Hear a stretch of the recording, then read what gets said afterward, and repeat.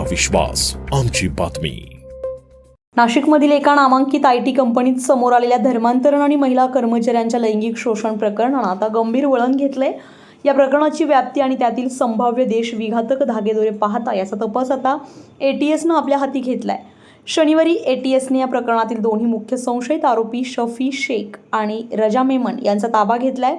या प्रकरणाच्या तपासासाठी नाशिक पोलिसांनी यापूर्वी विशेष तपास पथकाची म्हणजेच SITची नियुक्ती केली होती. प्राथमिक तपासात अनेक धक्कादायक बाबी समोर आल्यानंतर राज्य सरकारनं ही प्रकरणं ATSकडे सोपवण्याचा निर्णय घेतलाय. त्यानुसार ATSने अधिकृतरित्या SITकडून आरोपींचा ताबा घेऊन चौकशीचे चक्र फिरवले.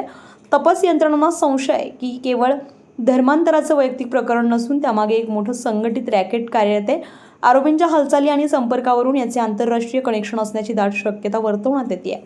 विशेषतः या कृत्यासाठी टेरर फंडिंगसाठी वापरले गेलेले आहे का या दृष्टीने देखील ATS सखोल तपास करते.